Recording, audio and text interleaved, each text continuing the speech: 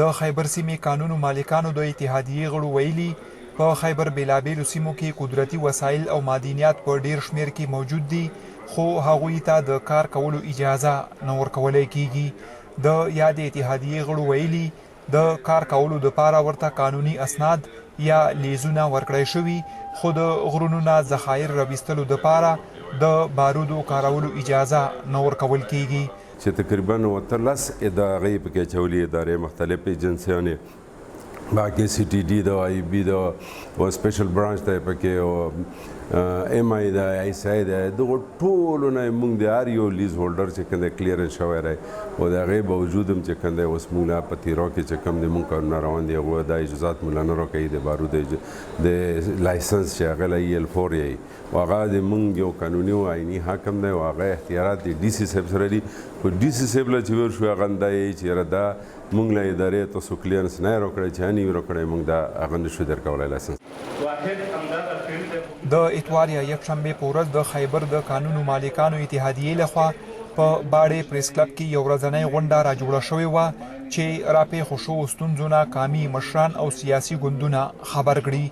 دغې غونډې ته وینا کوونکو وویل په خیبر غرونو کې ماربل لیډ کاپر جیمز سکاره فلورایټ او نور معدنیات شته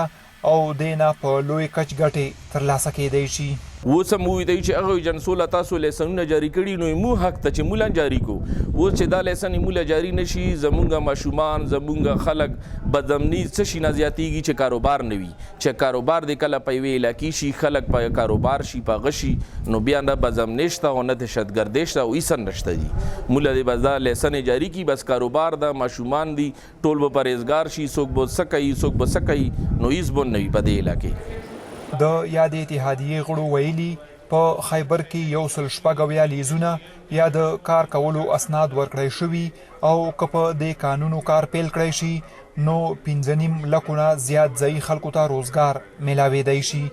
سیاسي ګوندونو غړو په دې محل وویل دلته د ناامنۍ او ترهګرۍ دپاره بارود ډیر شته خو د روزګار ترلاسه کولو دپاره نشته چې حکومت ته پکار دي چې دغه ته د فوري بارودو اجرا وکړي او بارود ورته جاري کړی شي ځکه دا داسې بارود دي چې دا د ملک په امن باندې ختمیږي د علاقې په امن باندې ختمیږي دغه ځای د علاقې امن تړلی دلته چې روزګار وي دلته چې خلک کار کوي دلته چې خلکو ته روزګار میلاویږي بدامني به په خپله ختمیږي لکه دغه خلکو توجه به د بدامني نه په خپله واوړي او دغه خلکو کې به خپله د امن خواهش میلاویږي چې ما بچي ته روټۍ نه میلاویږي ما بچي ته دوایي نه میلاویږي ما ته روزګار نه میلاویږي ظاهره خبره چې زه به بیا غوسه کېږم زه بیا ټوپک راخلم